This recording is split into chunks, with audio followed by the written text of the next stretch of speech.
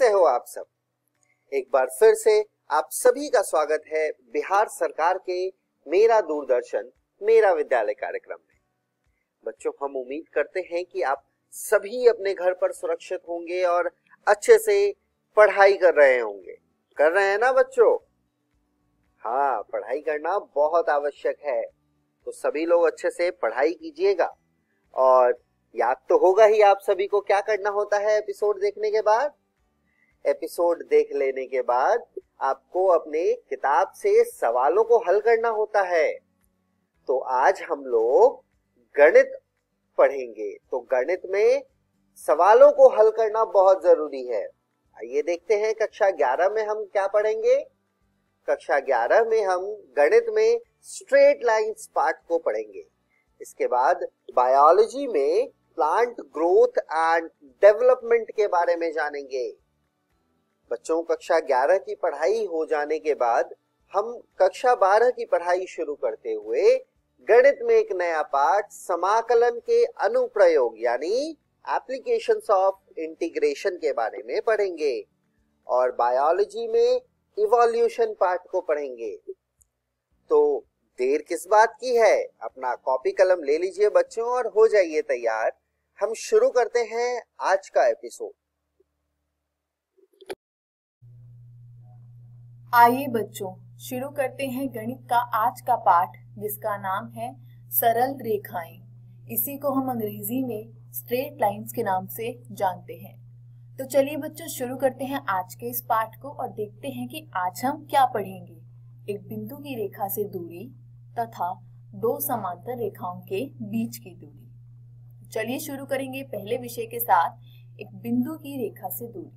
बच्चों, आपके सामने एक आकृति दी गई है, उसमें बिंदु P x1 y1 है और रेखा जो है जिसकी हमें दूरी ज्ञात करनी है उस बिंदु से, उसका समीकरण ax + by + c = 0 है। इस प्रकार बिंदु जिसके निर्देशांक x1, y1 है, उससे रेखा ax + by + c = 0 की जो लांबिक दूरी है हम उसको d से दर्शाते हैं और उसको प्राप्त करने का सूत्र ये है बच्चों, मॉड में ax1 + by1 + c बटे में √a² + b²। बच्चों, आपके सामने प्रश्न कुछ इस प्रकार का आएगा कि आपको एक बिंदु के निर्देशांक दिए होंगे और एक रेखा का समीकरण दिया होगा जिनके मध्य आपको दूरी ज्ञात करनी है। तो बच्चों, आप क्या करेंगे, रेखा के समीकरण में x और y के स्थान पर आपको उन निर्देशांक जो दे रखे हैं उनका मान डालना है। ठीक है बच्चों, आगे बढ़ती हूँ तो देखती हूँ इस पर आधारित एक उदाहरण। बच्चों, अभी आपको मैंने यही बताया था कि आपको एक बिंदु के निर्देशांक दिए होंगे, जैसे इसमें 3, -5 है और रेखा का समीकरण दिया है 3x - 4y - 26 = 0। इससे हमें दूरी ज्ञात करनी है उस बिंदु की। तो क्या करना था बच्चों, रेखा का समीकरण को समीकरण 1 मान लिया। अब हमें जब इसका व्यापक समीकरण ज्ञात है ax + by + c = 0, इसकी हम तुलना करेंगे तो a का मान है 3, b का मान है -4 और c का मान है -26। ऐसा क्यों बच्चों? क्योंकि आपको याद होगा जो भाग दिया जा रहा है उसमें √a² + b² है। तो दिया हुआ बिंदु के निर्देशांक है 3, -5। तो रेखा से दूरी यानी जो d है वो कैसे निकलेगी, सूत्र आपके सामने लिख दिया है बच्चों। a का मान है 3 और x1 के जो निर्देशांक दे रखा है वो भी 3 यानी 3 × 3 जमा b का मान है -4 और y1 का मान है -5, तो -4 × -5 और c का मान जो है वो -26 है। अब नीचे भाग दिया जा रहा है √a² + b² से, तो a यानी 3 का स्क्वायर और b यानी -4 का स्क्वायर। हल करने पर आपको प्राप्त होगा बच्चों 3/5। आप इसको अपनी पुस्तिका में अच्छे से हल कर देख सकते हैं। अगला विषय है दो समांतर रेखाओं के बीच दूरी। जैसा कि बच्चों आप आकृति में देख सकते हैं, दो रेखाएं हैं जिसमें पहले का समीकरण है y = mx + c2 और दूसरे का समीकरण है y = mx + c1। जैसा कि आप देख सकते हैं, क्योंकि रेखाएं समांतर हैं तो इनके ढाल जो है वो आपस में बराबर होंगे। पहली रेखा जो है y = mx + c2 और जो दूसरी रेखा है y is equal to mx plus c1, यह दोनों जो है वो समांतर रेखाएं हैं। अब इन दोनों के बीच हमें दूरी ज्ञात करनी है। तो जो दूसरी रेखा y is equal to mx plus c1 है, वो x अक्ष को जिस बिंदु पर काट रही है उसके निर्देशांक है -c1/m, 0, जिस बिंदु को हमने नाम a दिया है। तो इन दोनों के बीच की दूरी निकालने के लिए जो सूत्र होगा वो होगा d बराबर मॉड में c1 माइनस c2 बटे में √1 प्लस m², यानी ढाल का वर्ग। ये पहली स्थिति थी बच्चों जब हमें अंतःखंड प्राप्त हो और ढाल का मान ज्ञात हो। किंतु यदि हमें रेखाओं का व्यापक रूप दिया गया है, यानी पहली रेखा का जो व्यापक रूप होगा वो होगा ax plus by plus c1 बराबर 0 तथा ax plus by plus c2 बराबर 0। तो जो दूसरा सूत्र हमें प्राप्त होगा वो कुछ इस प्रकार होगा, d बराबर मॉड में c1 माइनस c2 बटे √a² प्लस b²। तो बच्चों दो समांतर रेखाओं के बीच की दूरी आप दो प्रकार से ज्ञात कर सकते हैं। एक, जब आपको अंतःखंड और ढाल प्राप्त हो, और जब आपको दोनों रेखाओं का व्यापक रूप ज्ञात हो। तो देखते हैं उदाहरण। कहा गया है समांतर रेखाओं 3x माइनस 4y प्लस 7 बराबर 0 और 3x माइनस 4y प्लस 5 बराबर 0 के बीच की दूरी ज्ञात करनी है। तो बच्चों दो समांतर रेखाओं के आपके सामने समीकरण दे रखे हैं, इनके बीच की आपको दूरी ज्ञात करनी है। a का मान है 3, b का मान है -4। पहली रेखा में जो c1 है वो 7 है और दूसरी रेखा का जो समीकरण दिया गया है उसमें c2 होगा वो 5 है। तो अभीष्ट दूरी निकालने का बच्चों हमको सूत्र प्राप्त था। यदि a, b, c1 और c2 दिया हो तो हम क्या करते थे, मॉड में c1 माइनस c2 बटे में √a² प्लस b²। तो c1 7 है, c2 5 है, 7 माइनस 5 2 हो जाएगा और अंडर में 3 का स्क्वायर जो है वो 9 हो जाएगा और -4 का स्क्वायर है 16। 9 और 16 जुड़कर होंगे 25 और 25 का यदि अंडर रूट लिया जाए तो हमको 5 प्राप्त होता है। तो बच्चों आपका उत्तर होता है 2/5। इसी के साथ बच्चों हमारा ये पाठ का जो आखिरी अध्याय था वह भी समाप्त होता है। आज हमने पढ़ा दो विषयों के बारे में। एक तो एक दिए गए बिंदु से एक रेखा की दूरी, जब आपको बिंदु का निर्देशांक और रेखा का समीकरण प्राप्त हो। उसके बाद दो चीजें हमने और देखी, कैसे बच्चों दो समांतर रेखाएं हैं उनके बीच की दूरी कैसे ज्ञात करेंगे। एक स्थिति में हमें ढाल प्राप्त थी और दूसरी स्थिति में हमें व्यापक रूप प्राप्त था दोनों ही रेखाओं के समीकरण का। आशा करती हूँ बच्चों आज का अध्याय आपको समझ आया होगा। घर जाइए, प्रश्नावली में दिए गए प्रश्नों का निरंतर अभ्यास कीजिए।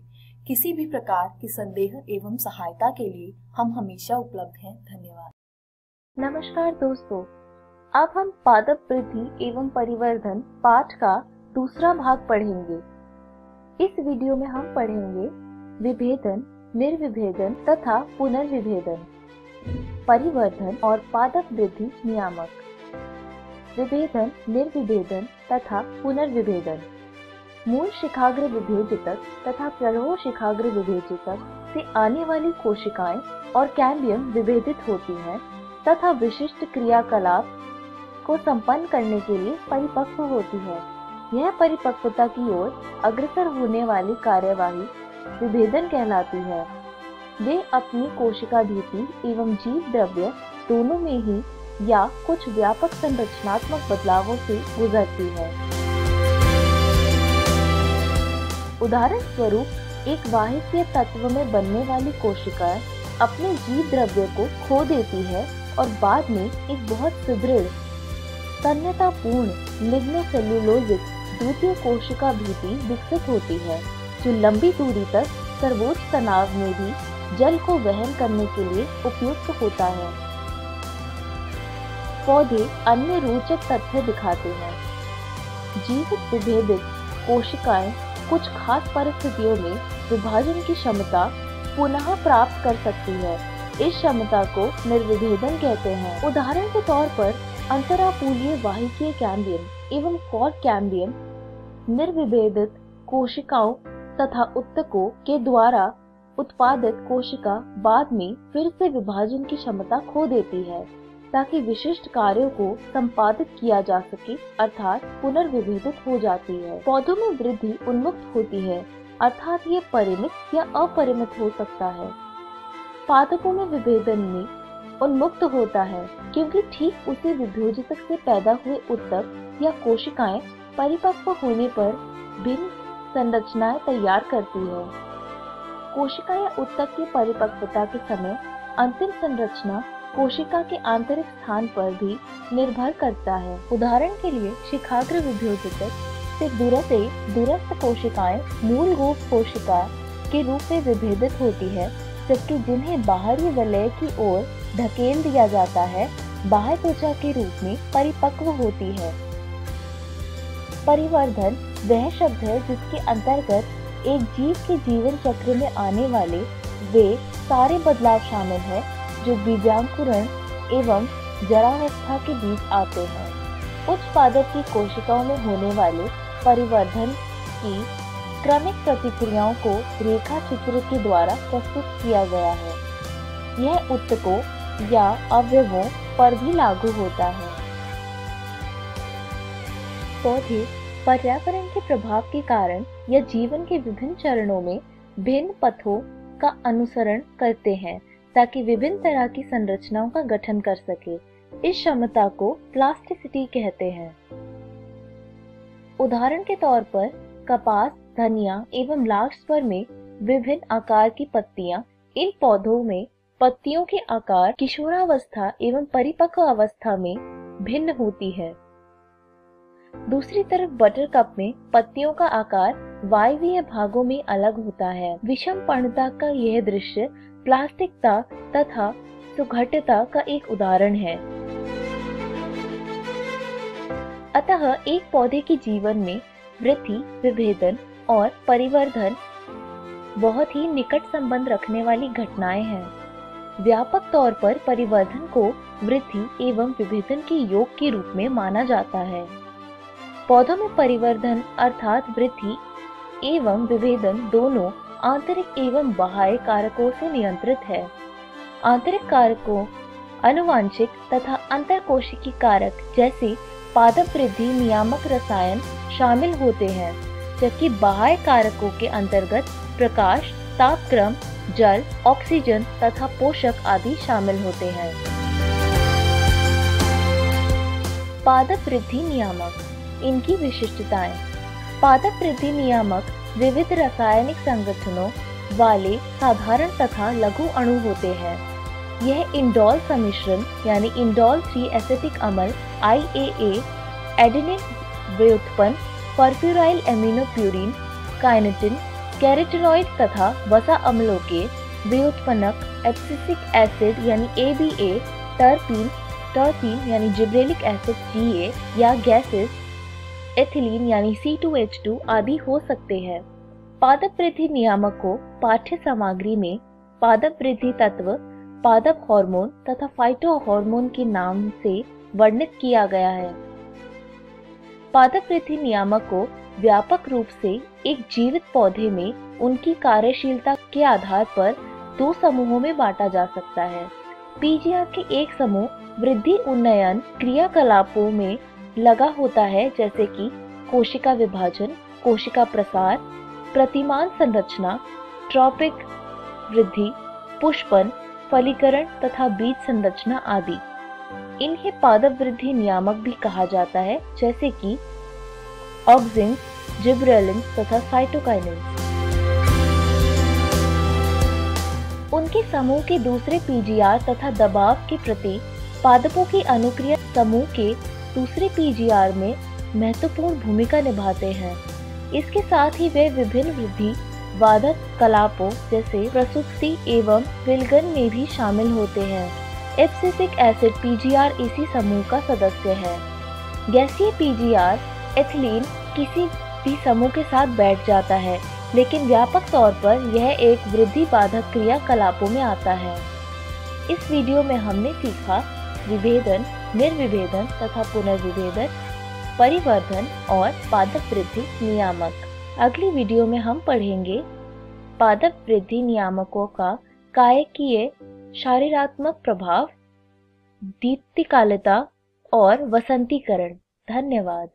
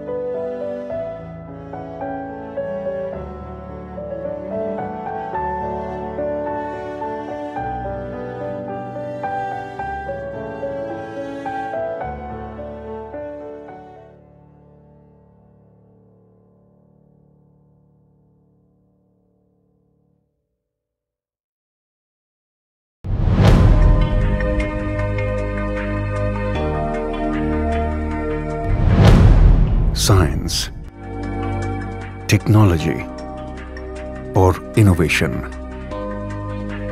बदलता भारत, एक नया भारत। बदलते भारत की इस तस्वीर में बच्चे भी अपने इनोवेशन से रंग भर रहे हैं। बच्चों के नए नए आइडिया बड़ी बड़ी समस्याओं का समाधान सुझा रहे हैं। जैसे अंडमान और निकोबार के सयान अख्तर शेख ने गैस सिलेंडर के कैप को आसानी से खोलने का औजार बनाया है। और मध्य प्रदेश की रहने वाली सुलोचना काकोडिया ने एक अनोखी ऑटोमेटिक टॉयलेट क्लीनिंग मशीन बनाई है।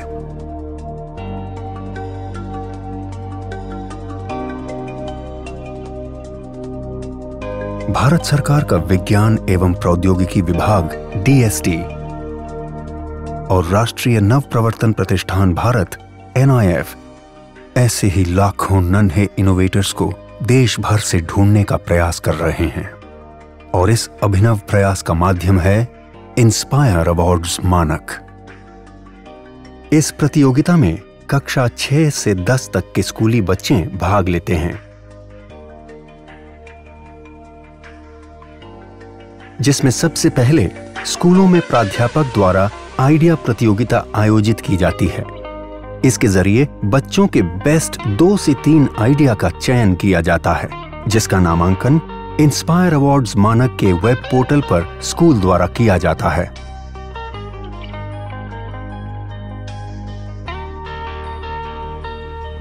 प्रतियोगिता में देश भर से लाखों विचारों को एकत्र किया जाता है।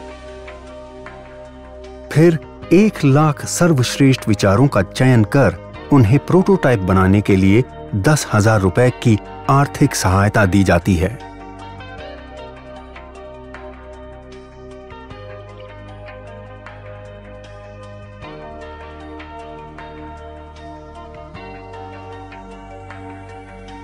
और बच्चों को जिला स्तरीय प्रतियोगिता में भाग लेने का अवसर मिलता है।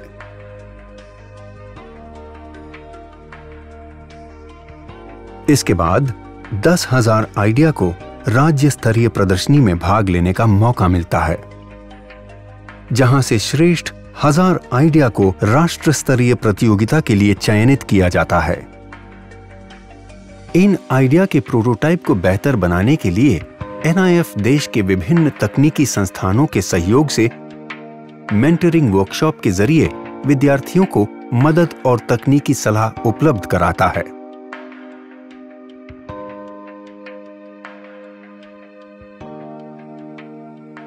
राष्ट्रीय स्तर की प्रदर्शनी में श्रेष्ठतम 60 को राष्ट्रीय पुरस्कार के लिए चयनित किया जाता है।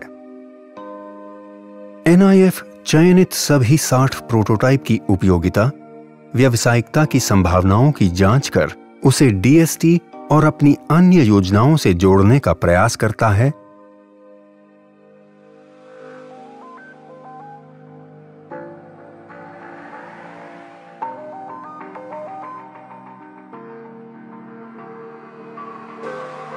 तथा वार्षिक festival of innovation and entrepreneurship में उनकी प्रतिभागिता कराता है।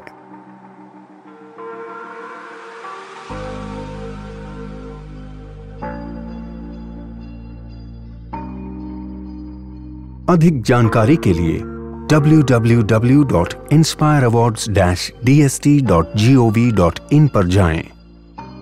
आइए लाखों विद्यार्थियों को भविष्य के इनोवेटर्स बनने में हम भी मदद करें और उन्हें कुछ नया और बेहतर करने के लिए प्रेरित करें और इन बच्चों के आइडिया के जरिए एक नया भारत बनाएं।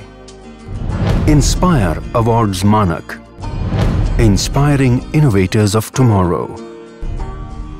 Million Minds Augmenting National Aspiration and Knowledge.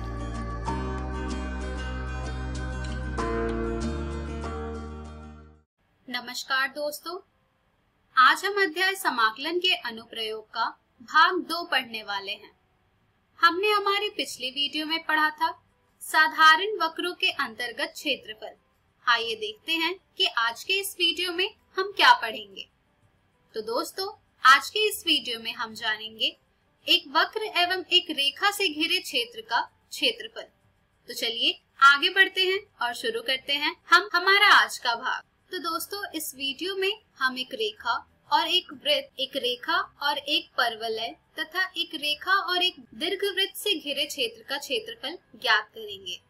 इन सभी चर्चित वक्रों के समीकरण हम केवल प्रामाणिक रूप में ही अध्ययन करेंगे, क्योंकि अन्य रूपों वाले समीकरण का उपयोग हमारे इस पाठ्य पुस्तक के अध्ययन क्षेत्र से बाहर है। तो आइए देखते हैं कि हम किस प्रकार से एक वक्र एवं एक रेखा से घिरे क्षेत्र का क्षेत्रफल ज्ञात करते हैं प्रश्न के द्वारा। यहाँ पर हमने जो उदाहरण लिया है प्रश्न का, वो है वक्र y बराबर x वर्ग एवं रेखा y बराबर 4 से घिरे क्षेत्र का क्षेत्रफल ज्ञात कीजिए। तो दोस्तों, जैसे कि आपको इस अध्याय में अभी तक समझ आ गया होगा, सबसे पहले हमें जो हमारा प्रश्न में दिया गया होता है इक्वेशन, उससे हम जो भी आकृति बना सकते हैं उसे हम सबसे पहले बना लेते हैं। तो यहाँ पर y बराबर x वर्ग, जैसा कि आप सब जानते हैं, पैराबोला का इक्वेशन है। तो पैराबोला का इक्वेशन है, तो यहाँ पर हम सबसे पहले एक पैराबोला ड्रॉ करेंगे y बराबर x स्क्वायर का। इसके बाद यहाँ पर हमें दूसरा इक्वेशन जो दिया गया है वो है y इज इक्वल्स टू 4। तो यहाँ पर अब हम एक लाइन ड्रॉ करेंगे जो कि होगी y बराबर 4 के। इसके बाद हमें कहा जा रहा है वक्र y बराबर x वर्ग और रेखा y बराबर 4 से घिरे क्षेत्र का क्षेत्रफल ज्ञात करना। तो यहाँ पर आप देख पा रहे हैं कि इन दोनों से घिरा जो क्षेत्र है वो कुछ ये है, AOBN। ये क्षेत्र है पूरा जो कि घिरा हुआ है एक वक्र और एक रेखा से। अब यहाँ पर हमें इसका क्षेत्रफल ज्ञात करना है। तो दोस्तों, इसका क्षेत्रफल हम कैसे ज्ञात करेंगे? इसका क्षेत्रफल हम ज्ञात करेंगे उसी प्रकार से आर्बिट्ररी स्ट्रिप लेकर पहले हम यहाँ पर एरिया फाइंड करेंगे हाफ पैराबोला का, और फिर उसका ट्वाइस कर देंगे हम, जिससे कि हमें ये पूरा एरिया का मेजरमेंट मिल जाएगा। तो यहाँ से दोस्तों हम सबसे पहले एरिया फाइंड करेंगे OBNO का। तो ये OBNO का एरिया हम कैसे फाइंड करेंगे? एक आर्बिट्ररी स्ट्रिप लेकर। यहाँ पर हमने जो आर्बिट्ररी स्ट्रिप लिया है वो हॉरिजॉन्टल लिया है। तो यहाँ से हमें इसकी लेंथ मिल जा रही है x और विड्थ मिल जा रहा है dy। तो यहाँ से हमें जो हमारे क्षेत्र का क्षेत्रफल का जो सूत्र प्राप्त हो रहा है वो हो जाएगा 2 गुने दिए हुए वक्र y अक्ष एवं रेखाएं y बराबर 0 तथा y बराबर 4 से घिरे क्षेत्र BONB का क्षेत्रफल। यानी कि यहाँ पर आप देख सकते हैं कि जब आप BONB का क्षेत्रफल ज्ञात कर लेंगे और उसका जब आप दुगना कर देंगे तो आपको वक्र और रेखा से घिरे हुए क्षेत्र का क्षेत्रफल प्राप्त हो जाएगा। क्योंकि हमारा जो दिया हुआ समीकरण है y बराबर x वर्ग द्वारा निरूपित वक्र y अक्ष के परितः सममित एवं परवलय है, यानी कि हमारा जो पैराबोला है वो सिमेट्रिकल है y एक्सिस के। तो यहाँ से जो हमारा डेराइव्ड फॉर्मूला मिल रहा है दोस्तों वो मिल रहा है 2 गुने इंटीग्रेशन x dy, जहां हमारे y की लिमिट होगी 0 से लेकर 4 तक। अब आप सोच रहे होंगे कि 0 से 4 हमने लिमिट क्यों लिया है, तो आप देख सकते हैं कि हमें कहां से कहां तक की वैल्यू चाहिए। तो यहाँ पर हमारी जो स्टार्टिंग है वैल्यू की वो 0 है और जहां एंडिंग है वो 4 है। तो जब आप इस इंटीग्रेशन को फर्दर सॉल्व करेंगे x की वैल्यू पुट करके, तो आपको आपका एरिया मिल जाएगा। अब यहाँ पर हमारा जो प्रश्न उठता है वो ये होता है कि x का मान अब हम कैसे प्रतिस्थापित करेंगे। तो हमारा जो इक्वेशन यहाँ पर दिया हुआ है उससे अब हम x का मान ज्ञात करेंगे। तो यहाँ से हमें x का मान प्राप्त हो रहा है वर्गमूल y। जब आप इसे प्रतिस्थापित करेंगे दिए गए फॉर्मूला में, तो आपको मिल जाएगा 2 गुने इंटीग्रेशन √y dy, जहां y की लिमिट होगी 0 से लेकर 4 तक। अब आप इसे फर्दर सॉल्व करेंगे तो आपको मिल जाएगा 2 multiplied by 2/3 multiplied by y to the power 3/2, where the lower limit is 0 and the upper limit is 4। जिसे आप फर्दर सॉल्व करेंगे तो यहाँ से आपको मिल जाएगा 4/3 multiplied by 4 to the power 3/2 minus 0। इसे आप फर्दर सॉल्व करेंगे तो यहाँ से आपको एरिया मिल जाएगा 32/3। तो दोस्तों देखा आपने कि किस तरह आप बेसिक फॉर्मूला को यूज करके एक कर्व और एक रेखा से घिरे क्षेत्र का क्षेत्रफल भी ज्ञात कर पा रहे हैं। इस प्रश्न में आपने ये जो आर्बिट्ररी स्ट्रिप लिया है इसे आप चाहे वर्टिकल भी ले सकते हैं, उससे भी आपको आपके क्षेत्रफल में कोई अंतर प्राप्त नहीं हो, केवल उसे हल करने की प्रक्रिया थोड़ी बड़ी हो जाएगी। तो आइए उसे भी देख लेते हैं कि जब आप पैराबोला और एक लाइन के इनक्लोज्ड एरिया फाइंड करेंगे वर्टिकल आर्बिट्ररी स्ट्रिप लेकर, तो आपको वो किस प्रकार से सॉल्व करना पड़ेगा। तो दोस्तों जब आप वर्टिकल स्ट्रिप लेंगे गिवन पैराबोला और लाइन से इनक्लोज्ड एरिया में, तो आपको उसकी लेंथ मिल जाएगी यहाँ से y और जो विड्थ मिलेगा वो हो जाएगा dx। उसके बाद आपको जो गिवन वैल्यूज दी गई है ये सभी y के टर्म्स में है, तो इसे अब आपको x में करना पड़ेगा। तो यहाँ पर जब आप इस दोनों गिवन इक्वेशन को फर्दर सॉल्व करेंगे तो यहाँ से आपको जो नया ऑर्डिनेट मिल जाएगा वो मिलेगा -2 और 2। तो जब आप इसका एरिया फाइंड करेंगे तो आपको यहाँ पर इसकी लोअर लिमिट और अपर लिमिट मिलेगी -2 से लेकर 2। तो हमारे इस गिवन एरिया का फॉर्मूला आ जाएगा 2 multiplied bye integration y dx, जहाँ पर x की लिमिट हो जाएगी -2 से लेकर 2 तक। जब आप यहाँ पर y की वैल्यू पुट करेंगे तो आपको मिल जाएगा 4 - x² dx। अब ये आपको कहाँ से मिलेगा, ये आपको मिलेगा जब आप आर्बिट्ररी स्ट्रिप के अपर और लोअर y कोऑर्डिनेट्स को सब्ट्रैक्ट करेंगे। तो यहाँ से आपको मिल जाएगा 2 multiplied bye integration 0 to 2 4 - x² dx, जहाँ x की लिमिट होगी 0 से लेकर 2 तक। अब आप सोच रहे होंगे कि ये लिमिट कैसे बदल गई। तो दोस्तों ये लिमिट बदली है using the formula of integration. अब आप इसे आसानी से सॉल्व कर पाएंगे क्योंकि इसका इंटीग्रेशन आपको पता है कि क्या आएगा। तो यहाँ से जब आप इसे फर्दर सॉल्व करेंगे तो आपको ये मिल जाएगा 2 multiplied by 4x - x to the power 3/3, where lower limit is 0 and the upper limit is 2। अब आप इसे फर्दर सॉल्व करेंगे तो आपको ये मिल जाएगा 2 मल्टीप्लाइड बाय 8 - 8/3। जिसे आप फर्दर सॉल्व करेंगे तो आपको एरिया मिल जाएगा enclosed by a curve and a line is equals to 32/3। तो देखा आपने दोस्तों कि किस तरह से आप वर्टिकल और हॉरिजॉन्टल स्ट्रिप लेकर एक कर्व और एक लाइन का इनक्लोज्ड एरिया कैसे फाइंड करते हैं। लेकिन इस तरह के क्वेश्चन का अगर आपको एरिया फाइंड करना हो तो मोस्ट प्रेफरेबल होगा कि आप वर्टिकल स्ट्रिप ही लें। आइए अब हम बढ़ते हैं हमारे नेक्स्ट क्वेश्चन की ओर। हमारा अगला क्वेश्चन है दीर्घवृत्त x² / a² + y² / b² is equals to 1 एवं कोटियों x इज इक्वल्स टू 0 और x is equals to ae से घिरे क्षेत्र का क्षेत्रफल ज्ञात कीजिए, जहां b² is equals to a² multiplied by 1 - e² एवं e 1 से छोटा है। तो दोस्तों जैसा कि आपको ये क्वेश्चन पढ़कर समझ आ रहा होगा, यहाँ पर आपको सबसे पहले एक दीर्घवृत्त बनाना होगा दिए गए समीकरण से। तो सबसे पहले चलिए हम दीर्घवृत्त बनाते हैं। जब आप दीर्घवृत्त बनाएंगे तो आपको वो कुछ इस प्रकार का मिलेगा, जिसमें कि हमारा जो ऑर्डिनेट है वो x बराबर 0 है और x बराबर ae है। जब आप उन सभी को प्रतिस्थापित करने के बाद उन सब का नाम दे देंगे तो आपको यहाँ पर जो घिरा हुआ क्षेत्रफल ज्ञात करना है वो आपको प्राप्त होगा। तो दोस्तों यहाँ पर आपको जो एरिया फाइंड करना है वो फाइंड करना है BOB'RSB का। इसका इनक्लोज्ड एरिया फाइंड करना है। तो इसका इनक्लोज्ड एरिया फाइंड करने के लिए यहाँ पर भी हम एक आर्बिट्ररी स्ट्रिप यूज करेंगे। आर्बिट्ररी स्ट्रिप हम कैसे यूज करेंगे? तो आर्बिट्ररी स्ट्रिप हम BOFSB पर ड्रॉ करेंगे। वो आर्बिट्ररी स्ट्रिप की जो लेंथ होगी वो y होगी और जो विड्थ होगी वो dx होगी। अब यहाँ पर हम फॉर्मूला यूज करेंगे, क्योंकि यहाँ पर हम वर्टिकल स्ट्रिप ले रहे हैं, तो जैसे कि आप सब जानते हैं यहाँ से हमारा जो एरिया का फॉर्मूला आ जाएगा वो आ जाएगा twice multiplied by integration y dx, जहां पर x की लिमिट होगी 0 से लेकर a तक।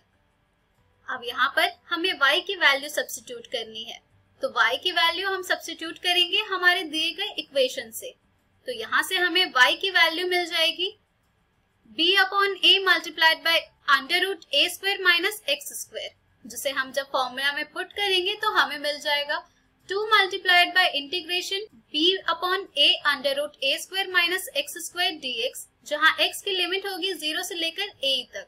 अब यहाँ से ba हमारा बाहर आ जाएगा और इंटीग्रेशन बचेगा √a² माइनस x² dx, जहां x की लिमिट होगी 0 से लेकर a तक। अब ये आपको एक फॉर्मूला में दिख रहा होगा जिसकी वैल्यू आप सब जानते होंगे। इसे आप फर्दर पुट करेंगे और सॉल्व करेंगे। जब आप यहाँ पर इसकी वैल्यू सब्स्टिट्यूट करेंगे तो आपको मिल जाएगा 2 multiplied bye b/a multiplied by x/2 √a² minus x² plus a²/2 sine inverse x/a।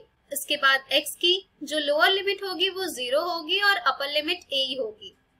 अब इसे फर्दर सॉल्व करने के लिए अब आप x की वैल्यू एक बार a ही पुट करेंगे और फिर उसे सब्ट्रैक्ट करेंगे x की वैल्यू 0 पुट करके। अब यहाँ से आप इसे जब फर्दर सॉल्व करेंगे तो आपको ये मिल जाएगा 2b/2a multiplied by a √a² minus a² e² plus a² sine inverse e, जिसे आप फर्दर सॉल्व करेंगे तो आपको ये मिल जाएगा ab multiplied by e √1 minus e² plus sine inverse e, और यही हो जाएगा दीर्घवृत्त x² a² plus y² b² is equals to 1 एवं कोटियों x बराबर 0 और x बराबर a से घिरे क्षेत्र का क्षेत्रफल। तो दोस्तों देखा आपने कि किस तरह से हम बेसिक फॉर्मूला का यूज करके area related to a curve and a line हम फाइंड कर पा रहे हैं। इस तरह के और भी क्वेश्चन आपको आपकी एनसीईआरटी बुक में मिल जाएंगे, जिन्हें आप जरूर सॉल्व करें।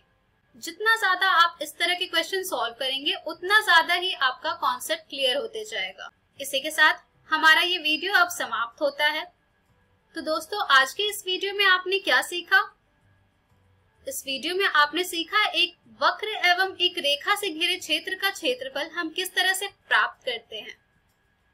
हम हमारी अगली वीडियो में जानेंगे दो वक्रों के मध्यवर्ती क्षेत्र का क्षेत्रफल। धन्यवाद।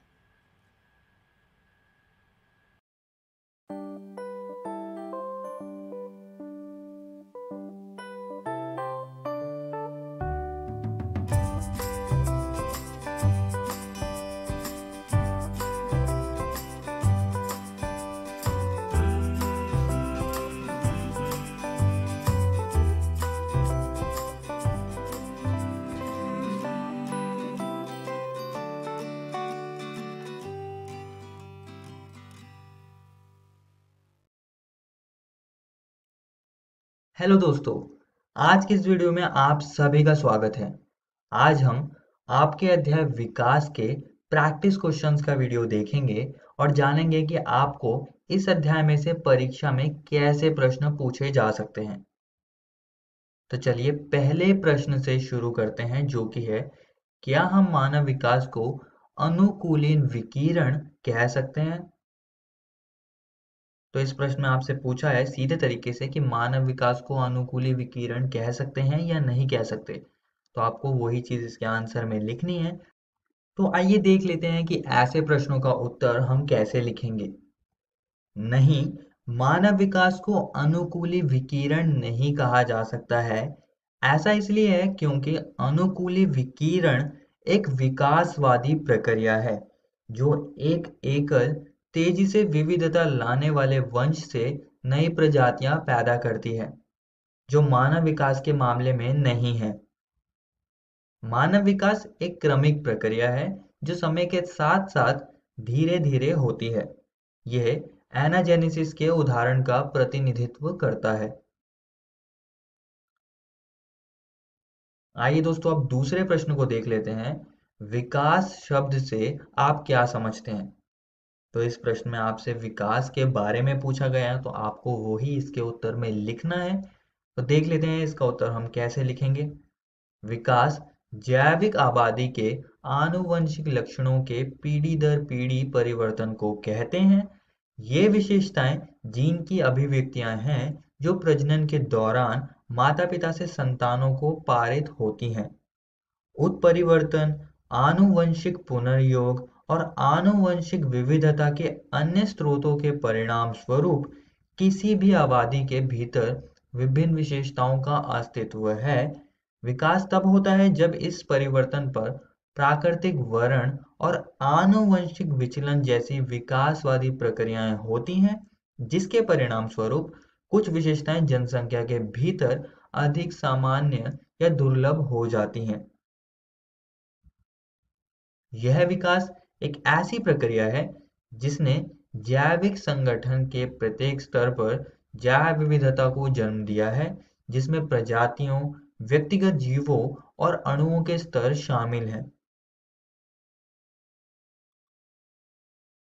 आइए दोस्तों अब तीसरे प्रश्न की ओर चलते हैं। प्रजाति की स्पष्ट परिभाषा देने का प्रयास करें। तो इस प्रश्न में आपसे सीधे से प्रजाति की परिभाषा को पूछा है और वही आपको इसके उत्तर में लिखनी है। तो देख लेते हैं इसका उत्तर हम कैसे लिखेंगे। प्रजाति को जीवों के एक समूह के रूप में परिभाषित किया जा सकता है जो कि प्रजननक्षम संतान पैदा करने के लिए इंटरब्रीड करने की क्षमता रखते हैं। चौथा प्रश्न है, अनुकूलित विकिरण का वर्णन एक उदाहरण से करें। तो इस प्रश्न में आपको अनुकूली विकिरण को समझाना है और उसका जो वर्णन है वो आपको उदाहरण से समझाना है इस चीज को। तो इसका देख लेते हैं हम उत्तर कैसे लिखेंगे। अनुकूली विकिरण एक विकासवादी प्रक्रिया है जो एक एकल तेजी से विविधता लाने वाले वंश से नई प्रजातियां पैदा करती है। यह प्रक्रिया प्राकृतिक वर्ण के कारण होती है। अनुकूली विकिरण का एक उदाहरण डार्विन फिंच है जो गैलापागोस द्वीप में पाया जाता है। गैलापागोस द्वीप में एक विशाल विविधता मौजूद है जो एक प्रजाति से ही उत्पन्न हुई थी, जो कि गलती से इस द्वीप पर पहुंच गई थी। नतीजतन कई नई प्रजातियां विकसित हुई हैं और नए निवास स्थान पर कब्जा करने के लिए अनुकूलित हैं। इन फिंचिस ने अपने खाने की आदतों के अनुरूप विभिन्न खाने की आदतों और विभिन्न प्रकार की चोंच विकसित की हैं। आइए दोस्तों अब पांचवें प्रश्न को देख लेते हैं। डार्विन के चयन सिद्धांत के परिप्रेक्ष्य में जीवाणुओं में देखी गई प्रतिजैविक प्रतिरोध का स्पष्टीकरण करें। तो इस प्रश्न में आपसे डार्विन के चयन सिद्धांत को बताना है, उसको स्पष्ट करना है आपको और उसको आपको जीवाणु में देखी गई प्रतिजैविक प्रतिरोध के उदाहरण से समझाना है आपको। तो आइए देख लेते हैं कि इसका आंसर हम कैसे लिखेंगे। डार्विन चयन सिद्धांत बताता है कि कम भिन्नता वाले जीवों की तुलना में अनुकूल रूपांतर जीव बेहतर रूप से अनुकूलित होते हैं। इसका अर्थ है कि प्रकृति उपयोगी भिन्नता वाले जीवों का चयन करती है क्योंकि ये जीव मौजूदा वातावरण में जीवित रहने के लिए बेहतर विकसित होते हैं। इस तरह के चयन का एक उदाहरण जीवाणु में प्रतिजैविक प्रतिरोध है। जब प्रतिजैविक पेनिसिलिन युक्त अगार प्लेट में जीवाणु की आबादी को विकसित किया गया, तब पेनिसिलिन के प्रति संवेदनशील कॉलोनियों की मृत्यु हो गई थी, जबकि पेनिसिलिन के प्रतिरोधी एक या कुछ जीवाणु कॉलोनियां बच गई थी। ऐसा इसलिए है क्योंकि इन जीवाणुओं में संयोग उत्परिवर्तन हुआ था, जिसके परिणाम स्वरूप एक जीन का विकास हुआ जिसने उन्हें पेनिसिलिन दवा के लिए प्रतिरोधी बना दिया। इसलिए प्रतिरोधी जीवाणु गैर प्रतिरोधी जीवाणुओं की तुलना में जल्दी से गुणा करते हैं, जिससे उनकी संख्या बढ़ जाती है। इसलिए अन्य पर एक जीव का लाभ अस्तित्व के लिए संघर्ष में मदद करता है। आइए दोस्तों अब छठे प्रश्न को देख लेते हैं। इंटरनेट या लोकप्रिय विज्ञान लेखों से पता करें कि क्या मानवेतर किसी प्राणी में आत्म संचेतना थी। आइए दोस्तों देख लेते हैं कि इस प्रश्न को हम कैसे इसका आंसर लिखेंगे। मनुष्यों के अलावा और भी कई जानवर हैं जिनमें आत्म चेतना है। एक जानवर के आत्म जागरूक होने का एक उदाहरण डॉल्फिन है। ये अत्यधिक बुद्धिमान होते हैं, उनके पास स्वयं की भावना है और वे दूसरों को अपने और दूसरे के बीच भी पहचानते हैं। वे सीटी, पूंछ, थप्पड़ और शरीर की अन्य चाल द्वारा एक दूसरे के साथ संवाद करते हैं। डॉल्फिन ही नहीं, कुछ अन्य जानवर भी हैं जैसे कि कौवा, तोता, चिंपैंजी, गोरिल्ला आदि आत्मचेतना प्रदर्शित करते हैं। आइए दोस्तों अब सातवां प्रश्न देख लेते हैं। निम्नलिखित शब्दों को समझाइए। तो इसमें आपको दो शब्द दे रखे हैं, पहला है संस्थापक प्रवाह और बॉटलनेक इफेक्ट दूसरा शब्द है। आपको इनको एक एक करके समझा देना है इसके उत्तर में। तो आइए देख लेते हैं। हम सबसे पहले पहला संस्थापक प्रवाह को समझाएंगे। जब एक या कुछ जनसंख्या के सदस्य अपने मूल स्थल से कुछ दूरी पर एक नई अलग थलग जनसंख्या के संस्थापक बन जाते हैं, इस प्रभाव को संस्थापक प्रवाह कहा जाता है। अब हम बॉटलनेक इफेक्ट को समझा देते हैं। बॉटलनेक इफेक्ट पर्यावरणीय घटनाओं या मानव गतिविधियों के कारण जनसंख्या के आकार में तेज कमी आना ही बॉटलनेक इफेक्ट कहलाता है। इस तरह की घटनाओं से जनसंख्या के जीन पूल में विविधता कम हो जाती है। और यहाँ पर दोस्तों आपके अध्याय विकास का प्रैक्टिस क्वेश्चन का वीडियो खत्म होता है। अगली वीडियो में हम एक नया अध्याय शुरू करेंगे जिसका नाम है मानव स्वास्थ्य तथा रोग। धन्यवाद।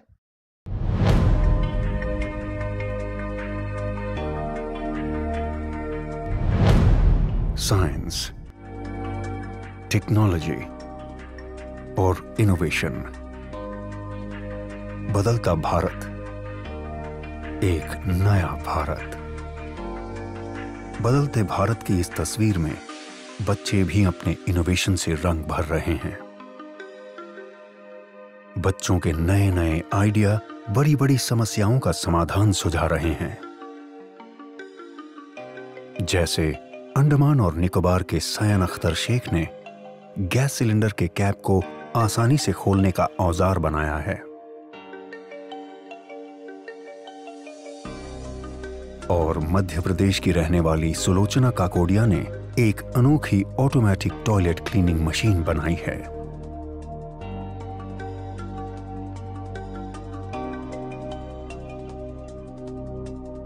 भारत सरकार का विज्ञान एवं प्रौद्योगिकी विभाग DST और राष्ट्रीय नव प्रवर्तन प्रतिष्ठान भारत NIF ऐसे ही लाखों नन्हे इनोवेटर्स को देश भर से ढूंढने का प्रयास कर रहे हैं।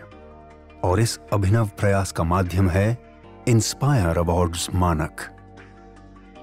इस प्रतियोगिता में कक्षा 6 से 10 तक के स्कूली बच्चे भाग लेते हैं, जिसमें सबसे पहले स्कूलों में प्राध्यापक द्वारा आइडिया प्रतियोगिता आयोजित की जाती है। इसके जरिए बच्चों के बेस्ट 2 से 3 आइडिया का चयन किया जाता है, जिसका नामांकन इंस्पायर अवार्ड्स मानक के वेब पोर्टल पर स्कूल द्वारा किया जाता है।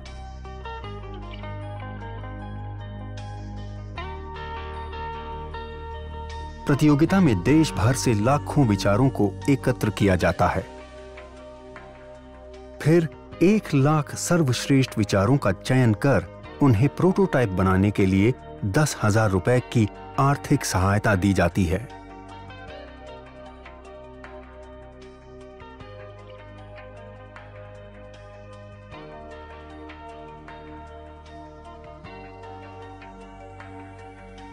और बच्चों को जिला स्तरीय प्रतियोगिता में भाग लेने का अवसर मिलता है।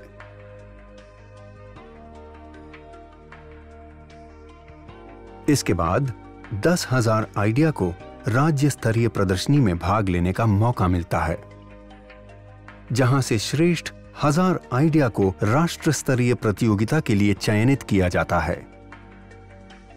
इन आइडिया के प्रोटोटाइप को बेहतर बनाने के लिए NIF देश के विभिन्न तकनीकी संस्थानों के सहयोग से मेंटरिंग वर्कशॉप के जरिए विद्यार्थियों को मदद और तकनीकी सलाह उपलब्ध कराता है।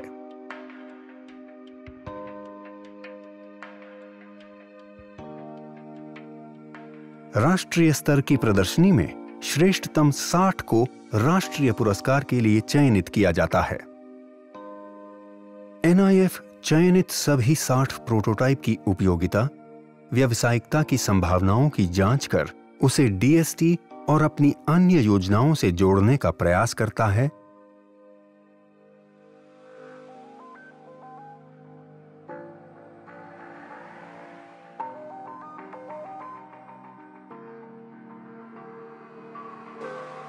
तथा वार्षिक festival of innovation and entrepreneurship में उनकी प्रतिभागिता कराता है।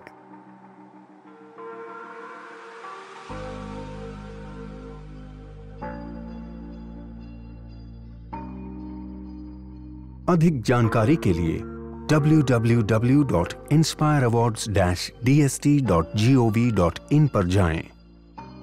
आइए लाखों विद्यार्थियों को भविष्य के इनोवेटर्स बनने में हम भी मदद करें और उन्हें कुछ नया और बेहतर करने के लिए प्रेरित करें और इन बच्चों के आइडिया के जरिए एक नया भारत बनाएं।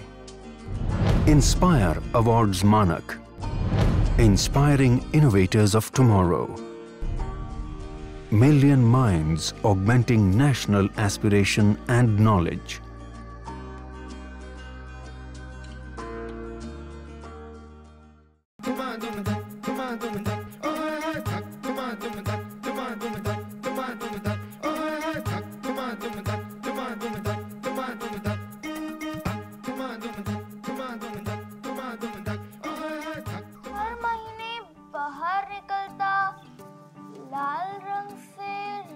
जाता, कभी छुपने के लिए खेत भागता या नहा के घर घुस जाता। बेटा क्या बड़बड़ा रही हो? कुछ नहीं माँ, मैं पहेली सुलझा रही हूँ, पर मुझे समझ में ही नहीं आ रहा है। कौन सी पहेली? माँ अब अंदर चलो ना। माँ क्या हुआ? माँ चलो तो सही। अरे बता ना। अरे माँ चलो, माँ चलो। क्या हुआ बेटा? माँ वो आज से मेरा महीना शुरू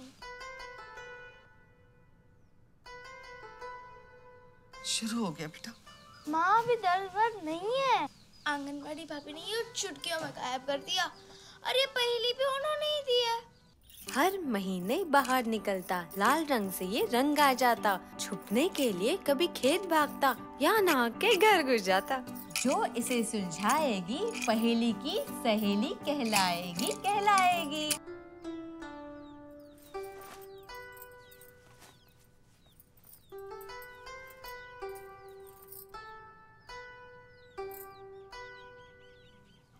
लेकिन इसका पहेली से क्या लेना देना?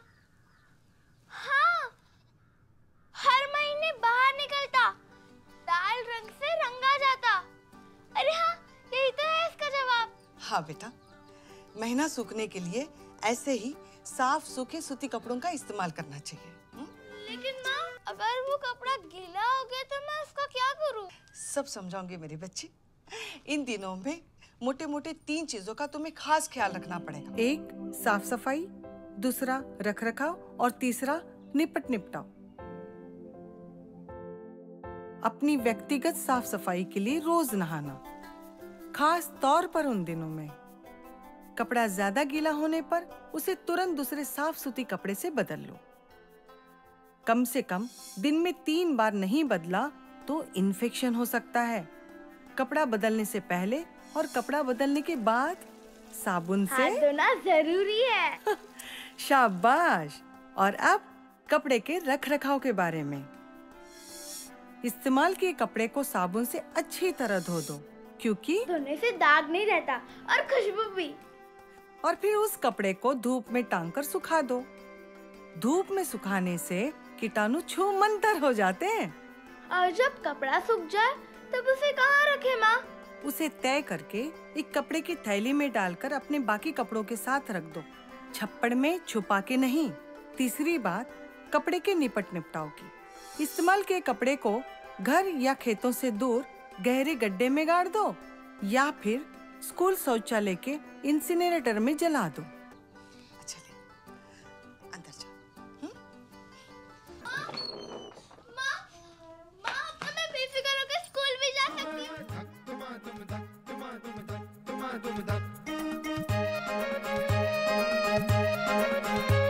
हवाओं में शोर है ये चर्चा, रोर है तेरे पंख है तैयार, ना रुकती तेरी अब रफ्तार, हौसलों में आ गई जा, तेरी ही जीत का है ये फरमान। ऐसे उड़ान लगा, पंछियों से आँख मिला, ऐसे उड़ान लगा, पंछियों से आँख मिला।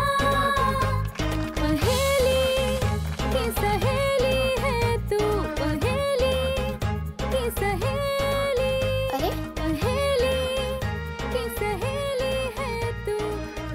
एक और पहेली। इस बार मैं सुलझाऊंगी। नहीं, मैं सुलझाऊंगी। मैं नहीं सुलझाऊंगी। अरे अरे क्या गोरी, अरे खींचो मत।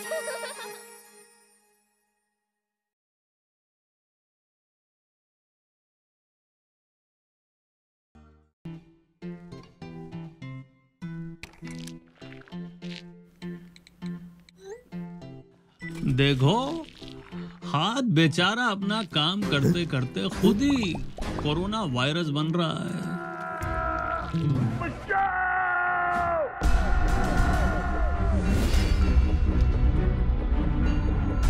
तुम मुझे 20 सेकंड दो, मैं तुम्हें इस वायरस से आजाद करूंगा। ये ले, ये भी ले।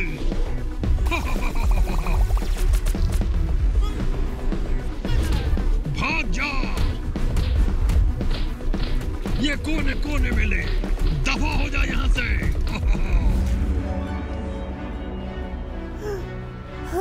मैं जीत गया।